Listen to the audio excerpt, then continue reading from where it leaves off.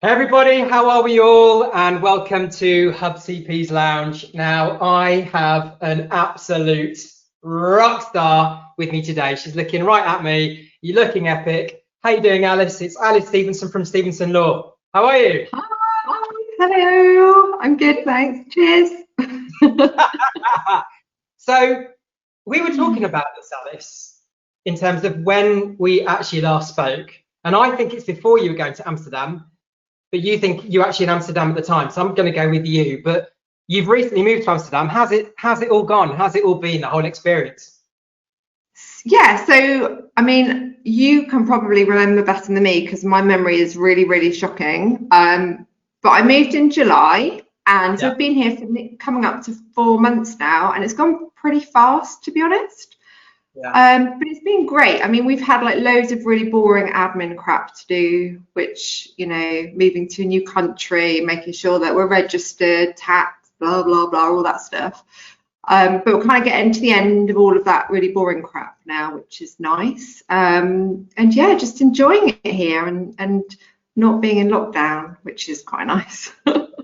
Awesome. So, Alice, we're going to be talking about a lot of stuff today. And when I say a lot of stuff, we're focusing on authenticity, because one of the reasons why I was so keen to talk to you back in the summer is because I'd seen a lot of the stuff that you were putting out on LinkedIn, and I hadn't seen anything like it in terms of just the number of likes, shares, and interactions you get from people. I haven't seen it. Now, the reason why I think it was even more fascinating is you're an entrepreneur, you're a founder, but you are the CEO of a law firm, which is your law firm, hence Stephenson Law.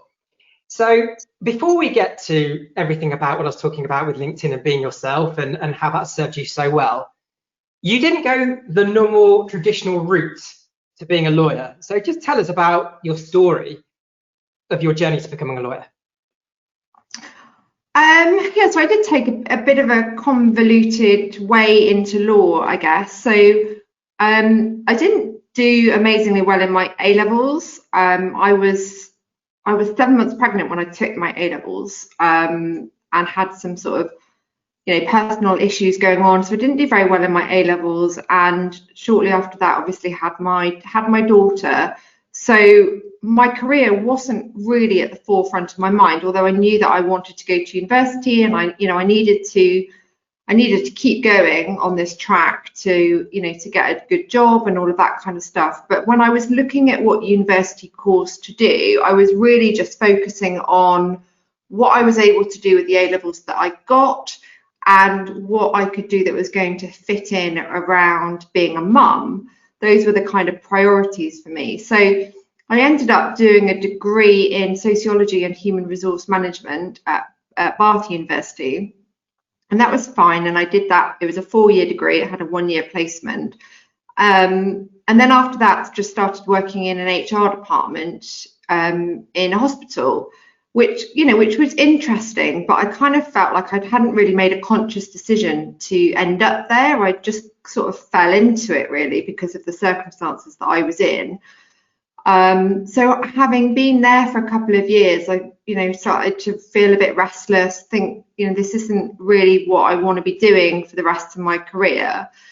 So decided that I wanted to retrain as a lawyer, which meant going back to university and converting my original degree into a law degree, and then doing the follow-on legal practice course as well. So it required an additional 2 years at university. But I was working full time. I think at this point I had, my daughter was 6 or 7, and I couldn't just stop working and go back to university full time. I couldn't afford to do that because I was a primary supporter for her. So the only way that I was going to be able to do it was if I got a training contract that was going to sponsor me, that was going to pay the fees for the university courses, and was going to give me a maintenance grant basically to support me to go back to university. So I applied for a few training contracts. My A levels were obviously a bit of an issue because lots of the law firms that sponsor their graduates also have minimum A level requirements. So that was a real battle, and I wasn't put off by it. I just made sure that all of the HR teams and all of the law firms I was applying for knew exactly who I was. Got in touch with all of them, tried to have individual conversations with all of them, met them at law fairs, so that when they got my application, they knew who I was and I'd explained the situation to them. And I managed to get onto an assessment day with Bond Pierce, which is now Womble Bond Dickinson, and got offered a training contract with them, which was fantastic. And I mean, I think it was like the week before I was supposed to start my course, actually. So it was all like really last minute. I didn't know if I was going to be doing it or not, because it was all dependent on getting this. So I got it, which was great. Went back to university for 2 years and did all of my studies, and then went to them and trained for 2 years. But it was right during the recession, just over 10 years ago. So I trained in 2009. So, the market was a little bit shit then, really, and there were lots of trainees having their training contracts deferred. Similar to what students are experiencing at the moment, really. There was a real lack of jobs on qualification. It just wasn't a very great time to be entering the industry, and it did make it more difficult. But I kind of managed to just navigate myself into it. And I think, as with anything I decide to do, I just find a way to kind of wheedle myself in there, and then get myself where I want to be. That's the way of an entrepreneur. That's exactly how you guys roll. Just let me take me to just being at university with a child, right? If I think back to my own experience at university, it was hard enough just me being me. Wow, that must have been a journey in itself, to do your degree and go to university whilst bring up. Do you look back on that time and just go, wow, that was intense, or not? Maybe the case, I don't know. Yeah, I mean, it's only fairly recently that I've started talking a lot more openly about my experiences and my story, because it was really extremely hard, right? So, Lydia was 1 when I went to university. We didn't have any money. We were absolutely broke. And I had to work while studying, while looking after her, and trying to juggle it all. And it was really, really, really tough. And I remember I was, formed a really, really close relationship with the lovely lady who headed up the student finance office, because I was, practically in there every week, where she really, really helped me access any kind of hardship grant that was available, like anything that was going. She was there to really help me. Wow. And it was such a difficult time, but I had to forego most of the the crazy student social life and and all of that kind of stuff. But I did make some really, really good friends that really supported me. They helped me with babysitting and picking my daughter up from nursery, and and all of that kind of stuff, which was I just couldn't have got through it really without the friends that I made during that period. So yeah. Now, a lot of people already are going to be listening to this, Alison, going, wow, this is an epic lady. But let me tell everybody, it gets better and better and better. So take us now to the period where you're now training to be a corporate lawyer. And in essence, fast forward to the bit in terms of that light bulb moment of when you thought, you know what, I'm going to do it myself. I'm going to have my own law firm. Okay, so I guess from the period of qualifying to deciding to set up my own law firm, it was about 6 years, and about 3 years of that I spent in private practice, working in a few different law firms, trying to get different experience, trying to find my place where I fitted in. And after about 3 years, realized actually that didn't exist. I became more and more aware of the toxic environments that these law firms have for their staff, and the issues that particularly women are facing in law firms.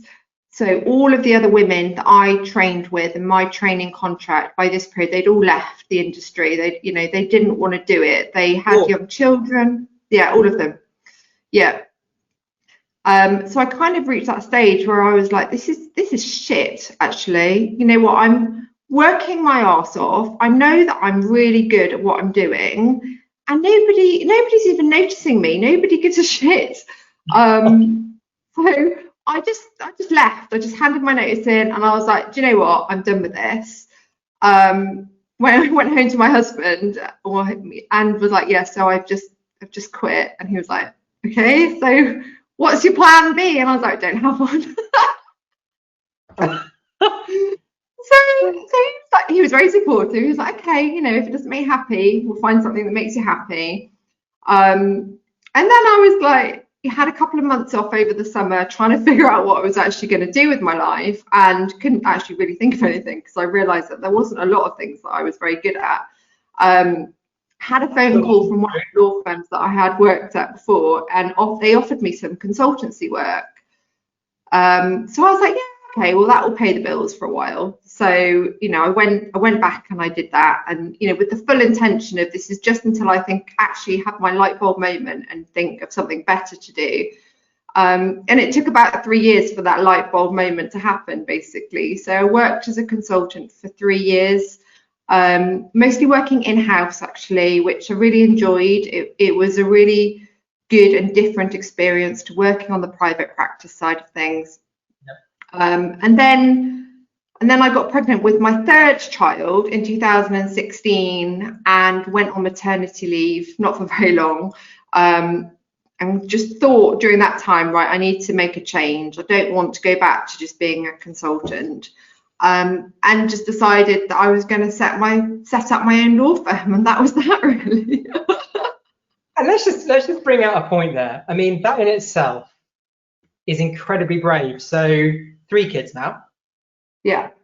I mean, let's face it. Yeah. There's a lot of reasons why not to start a business. It's always, I think that's what always, for me, defines entrepreneurs. They focus on the one reason to actually go ahead, but 3 kids, that in itself is just amazing, because that's, again, I think that shows the courage that you have. And am I right, Alice, the belief that you have in your ability? Yeah, I think, I guess that's the right way to put it. And I think it's probably important not to mix up self-belief with confidence, because I don't always feel massively confident in myself. I think, I struggle with confidence in the same way that lots of people do. And experience imposter syndrome and all of those different emotions. But when it comes to believing that I can do something, if I set my mind on it, then yeah, absolutely. If I decide that I want to do something, then I'm like, let's make it happen. Yeah. So moving to Stephenson Law, if you look on the website, I mean, it instantly feels different. It feels human. The tone is very warm. It's approachable. It's cool. Yeah. And looking at your portfolio, a lot of tech businesses. So you clearly attract a lot of very ambitious, dynamic, fast-growing tech businesses. Has that therefore been, was that your intention, to create something that was different, that sounded different, and that was therefore going to be attractive to that kind of sector? Was that the plan? No. So what was the plan then? I don't think I really had one. I mean, because my background was working with in-house teams, my original plan was to build Stephenson Law around supporting in-house legal teams, which we still do, and we still do very well. But the whole sort of fast growth tech specialism really wasn't planned. It just happened, I think.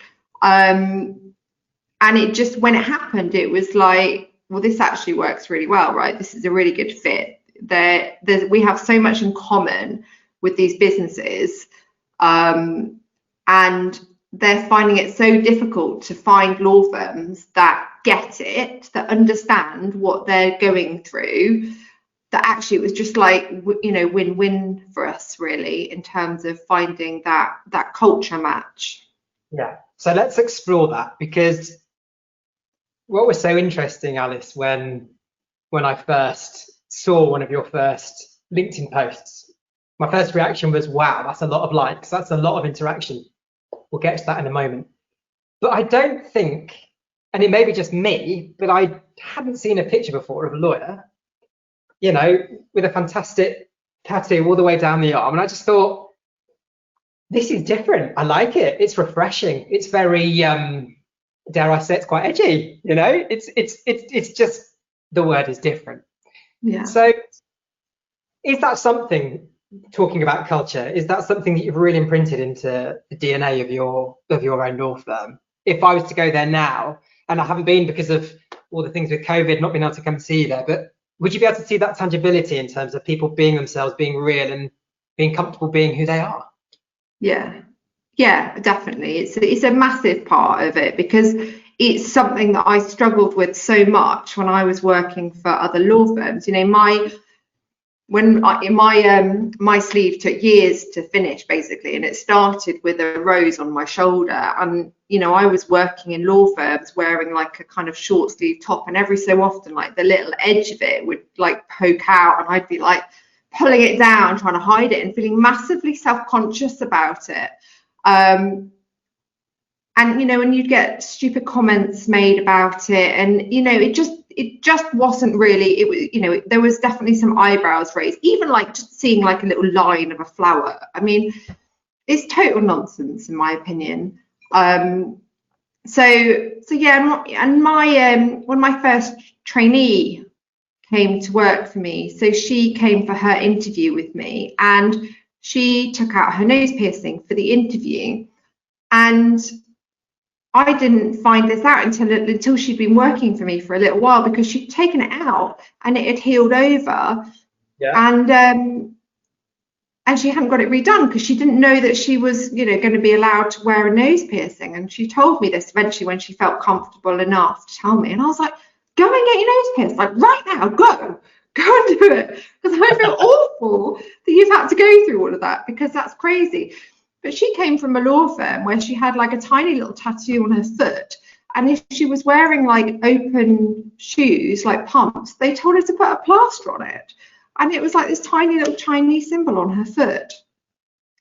Total madness, in my opinion. So yeah, you know, it's just very different where we are, and it's definitely intentional. You know, I want people to feel comfortable. I want people to feel themselves, and I want people to be able to express their own personalities and their individuality. And you know, the first thing I did when I quit my job and walked out in a huff is I went to the hairdresser and dyed my hair pink, because I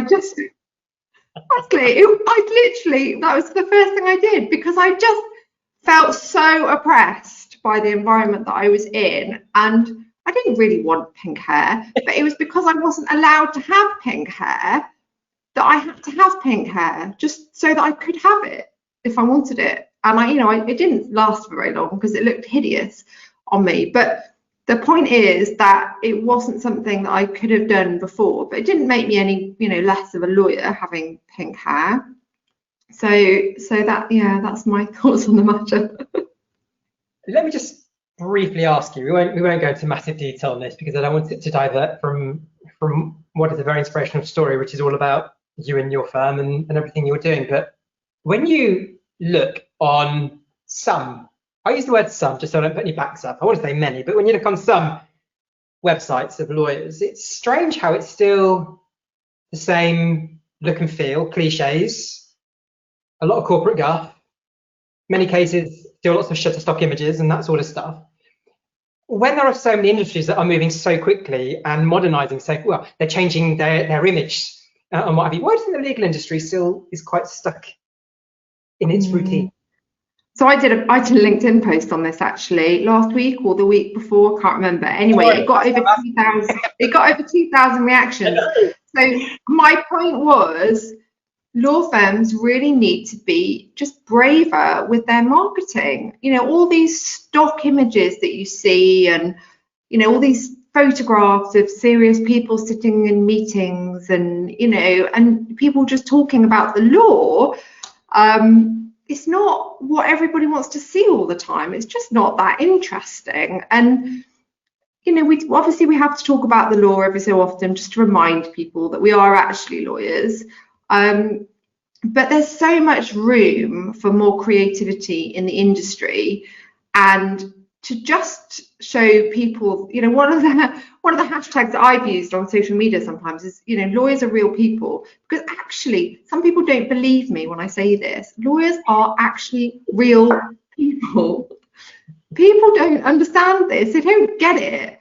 So I'm trying to just remind people constantly on LinkedIn that this is actually true. Like, we are real people. We do have feelings as well, because the way that we're presented in law firm marketing is just so inhuman. It's just madness.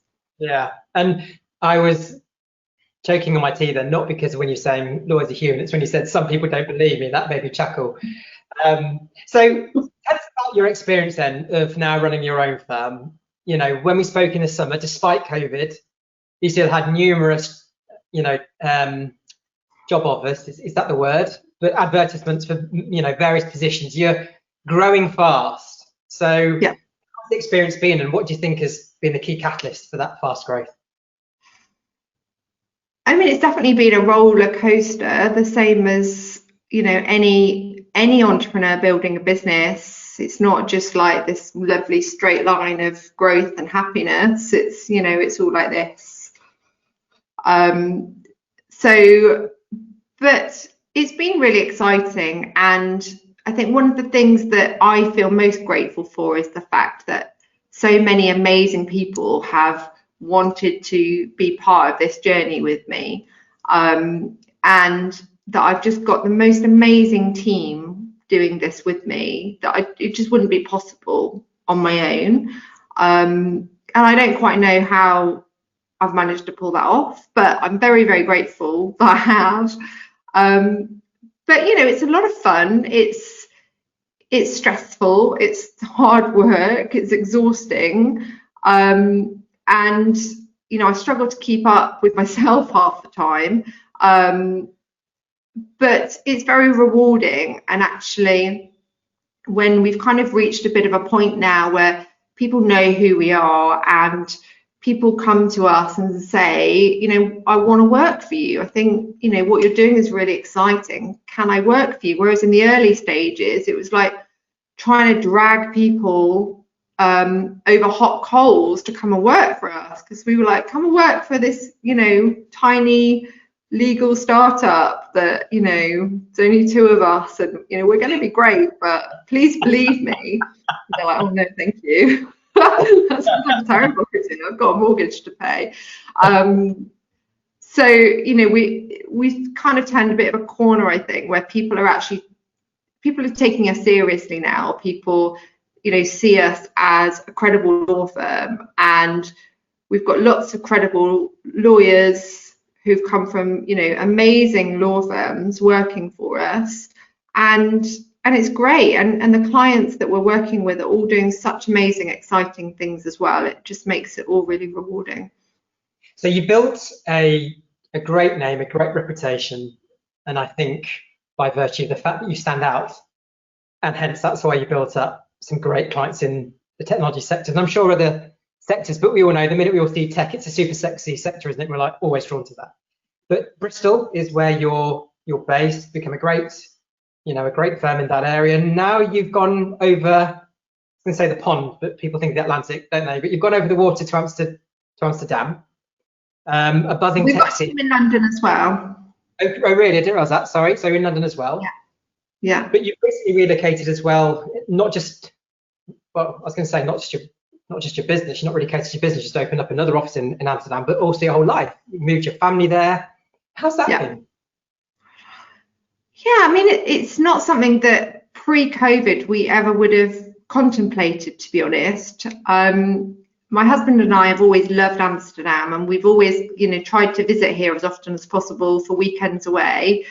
And we've always said that, one day we'll be able to move here and it'll be lovely, but never even thought that that would be a possibility while I was running Stephenson Law. But then when lockdown happened and everyone was working remotely and it was working, it just made me reevaluate that and actually think that it could be possible. We could move to Amsterdam now and I could run the business from Amsterdam. Obviously, when I made that decision, Amsterdam is very close, so actually going back and forth is pretty straightforward in normal circumstances. Yeah. It's been a little bit harder because I haven't had that ability to travel back and forth since I've been here. But I've got such a great team in Bristol. I've got 2 directors in Bristol. So it's worked really, really well. And I've had the full support of my team as well. So it's been great. Okay, lovely. So talking about COVID, you mentioned COVID earlier, sorry, in terms of that was the sort of trigger moment in terms of deciding, would you know what, we're all working digitally, let's do it. When we've spoken, you said something that for me really, it was a great point that really hit a note, which was the opportunity that COVID is actually creating for leveling the playing field between male and female lawyers in the industry. Explain why that is, because when you said it, for me, it was just an amazing concept that you were talking about. Well, I think my hope is that I guess one of the traditional issues with law firms is the whole culture of presenteeism.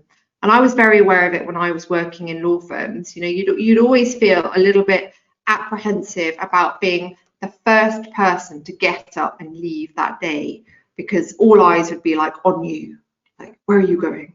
Have you not got enough work to do? What are you doing? And you'd be like, it's kind of 5 o'clock, I need to go and get my children.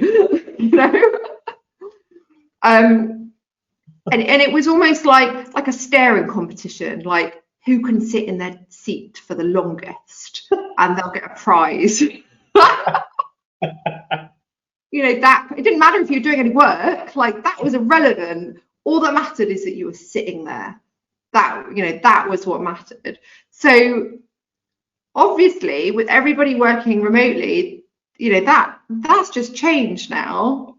We are obviously still sitting at our desk and working and all of that kind of stuff, but you're not in that environment where you kind of have like all eyes on you when you get up and go to the loo, for example, or you've got to go and get your children and that kind of stuff. So I guess I'm really hoping that is going to cause law firm managers to reevaluate the way that they assess performance and actually realise, because what they should be doing now is not focusing on what they can see, because they can't see as much as they could see when everybody was in the office, but looking at measuring performance in a different way. And that in itself, I hope, will level the playing field in terms of changing the metrics so that women can be benchmarked or measured more equally against men. Because the majority of caring responsibilities still fall onto women. That is a fact. So women more often than men have to leave to pick up their children by a certain time, and that's not something that you have a lot of flexibility about. You can't just decide, I'm not going to do that today. I'm going to speak to Joe Bloggs, my client. So it definitely penalises women, because there's this attitude that if you're not sitting at your desk, if you're going to pick up your children, then you're not prioritizing your job enough. You're not seeing this as important as it should be. So I'm really hoping that there's going to be a shift, and that law firm managers will look more at someone's output, the quality of the work that they're doing, the amount of money that they're billing, the amount of clients that they're bringing on, the actual output of their work, rather than just, you know, how long they're sitting at their desk, basically. Because from what you're saying, it's irrelevant. If you measure on outputs, who cares what the inputs are? It's basically what is the overall thing that we've achieved, right? That's what matters, right? And one of the things that I learned right back when I was at university and I had to juggle my studies with a part-time job with looking after a 1-year-old was that I had to be bloody efficient. I had a very limited amount of hours in a day, and I had to get my assignments done. I had to go to my lectures. I had to go to my job. I had to do all of these things, and it made me super, super efficient. And I could achieve in one working day what a normal person could achieve in 2. But I would never get any credit for the fact that I was really efficient. The fact that I had to leave at 5 o'clock to pick up my child meant that I got all my work done by 5 o'clock. But that didn't matter. That wasn't recognised. That wasn't rewarded. Yeah. I've got 2 more questions. Okay. You said something earlier which struck a point with me as well, which is this whole thing about confidence and conveying it versus the reality of whether you are confident or not. Now, you're clearly comfortable with who you are, and therefore you're able to express who you are by how you act, how you talk, the opinions you express on social media platforms, etc., etc. Like for myself, you know, I'm actually not the most confident person at all, but I've learned how to kind of project confidence. What are your tips for how you can find that real inner ability to just be comfortable with who you are and just let it out? Let it out. Be who you want to be, because you clearly do a great job of it, and I'm all ears because anything I can. I think for me, certainly, it's been a journey of just step by step, letting a little bit out at a time. Yep. Because you don't just wake up one day and decide to bear all on social media. It's just I post things on social media that sometimes make me feel quite uncomfortable, that I kind of think that's a bit more personal than I'm comfortable with. And sometimes I'll just roll with it. I'll just like close my eyes and roll with it. And sometimes I'll actually think, do you know what? Actually, not today. I'm not ready. I just don't want to deal with it today. So I think it's just about understanding yourself and how you're feeling, because not every day you're going to feel the same level of confidence either. So sometimes I'll post something and I can cope with the negative comments, and I can cope with the controversy that causes, and it doesn't bother me. And another day I'll post exactly the same thing and I'll really struggle to cope with it. So it's not this kind of like level playing field of confidence. It dips and it goes up and down and up and down. And I think it's about being in tune with that, recognizing when you're feeling a bit less confident, and recognizing when, if you're feeling a bit more confident, feeling that inner strength, then go with it, roll with it, use it. I think that's probably the way that I deal with it, really. You put stuff out there that is very interesting, clearly very well thought out, and unlike our friend, and like Donald Trump, for example, he puts stuff out there which is just, quite frankly, it's a bit crazy, isn't it? Very, very crazy. The stuff you put out there is very, very well thought through. It is a well thought through opinion. Yeah. So you said there that you got negative comments. Do you sometimes still get people like hating on you? Yeah, I get trolled. Yeah, definitely. Really? Quite a lot. Yeah. Wow. I had a part. So recently, I had a partner from a Magic Circle law firm comment on my post telling me that I had no integrity, that I was basically just trying to bring everybody else down because I couldn't cut it myself. So yeah, I've been told I look like a man. Honestly, you just, yeah. That's ridiculous. That's disgusting. I don't get as many negative comments as some people I see get, but yeah, I do get a lot, and particularly when I post. If I make a post about tattoos, then I get a lot of negative comments. People telling me that they would never use me, that that I don't look nice, that I don't look professional, all of that. Yeah. Wow.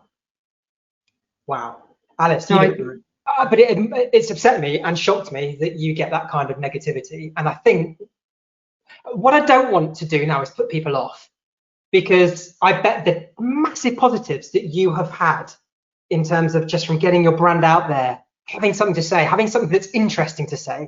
I find your posts so interesting in terms of what you're raising, and clearly that's why so many of the people do, hence your ridiculously high likes. Most of us struggle to get 10, 20, 30. Let's be honest, everybody, that is the truth, isn't it? So I don't want to put people off. Yeah. So you just have to roll with it. Is that what you're saying? You pick a day when you're feeling confident. If you're going to put stuff out there, if you're going to get hit down, you just have to deal with it. Unfortunately, I think that's it. I think that the positives outweigh the negatives 100%.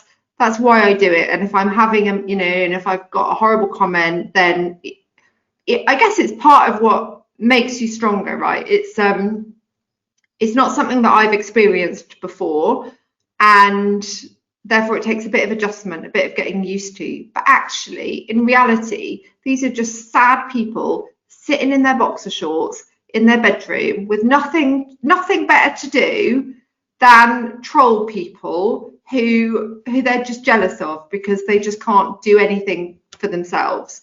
So it doesn't matter what they think, even though you can't help but let it affect you sometimes, because you what you try and do is think, why would somebody say something mean to me? Why? It makes no sense to me.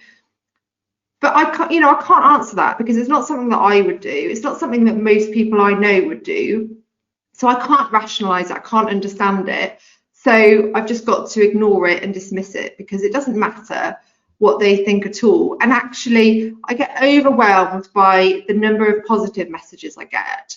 Exactly. Junior lawyers saying that, I'm helping them, I'm inspiring them, I'm making them feel more confident.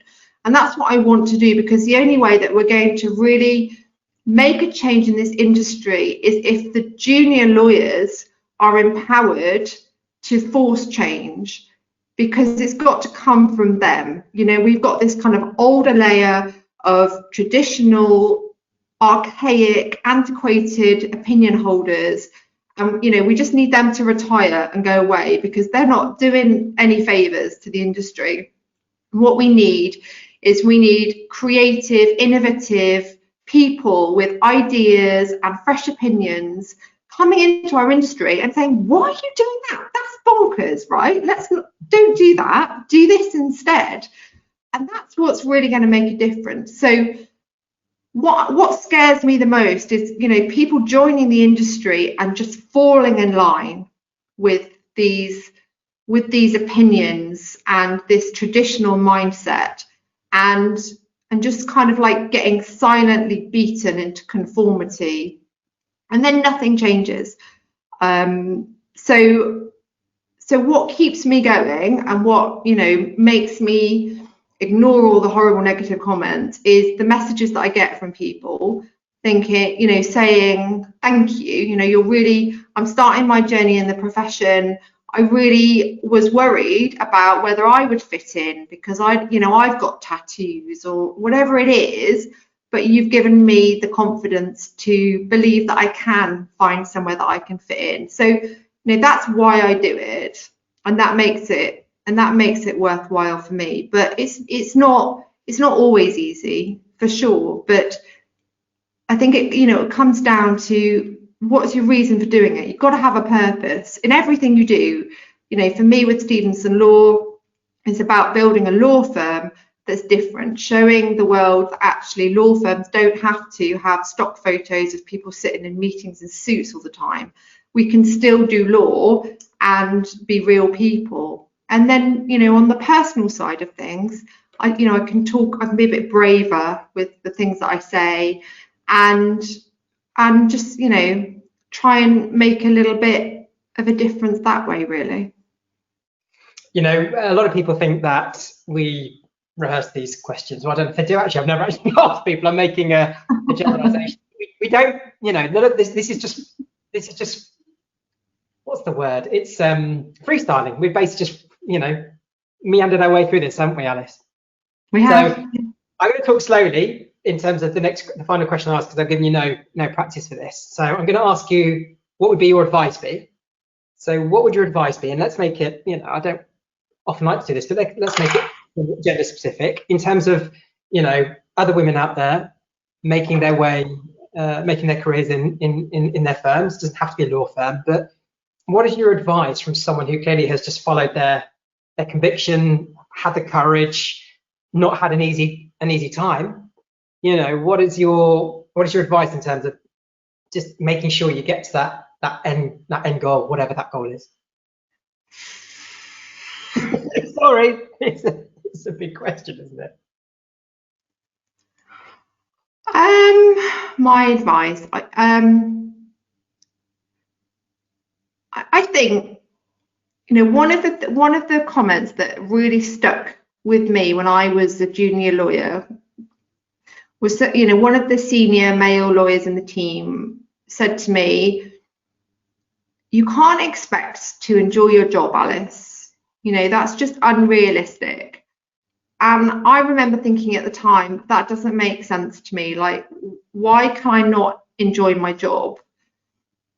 And so I think what I would say to not just to female lawyers, but to all lawyers is, it is possible to enjoy your job. Like, you don't have to accept that your job is shit. And you don't have to settle, and you don't have to accept second best. If you're good at what you do, then you can do it anywhere. Your employer would be, gutted to lose you because you're good at what you do. So tell them what you want. It's a give and take relationship, the employer-employee relationship. So I think that would probably be my main advice, because I just see so many people just coasting in their jobs. They're miserable, they hate it, they're moaning about it, but they don't do anything about it. And that frustrates me. Yeah, so don't accept anything other than complete enjoyment. Yeah. Yeah. Alice, I am so grateful for the time that you've given us today. Getting it in the diary is quite difficult, because I know that, you've got a hell of a lot going on. So thank you so much for the time that you've given us today. And, I always start at the start of many interviews saying, "Hey, I'm going to let you a little secret, you're my favourite entrepreneur." Okay. And everyone is my favourite entrepreneur, but talking to you today really has been so inspirational. Inspirational is almost sometimes an overly used word, but it really has been. And I'm so grateful for the nuggets that you've given us in terms of just how we can all think about doing things differently. And by doing so, that enables you to stand out in a really positive way and make your life epic. So a million thanks, Alice. It's been lovely having you in the lounge, and all the best with everything that you're doing with the firm, in life, home, Amsterdam, everything. Thanks, John.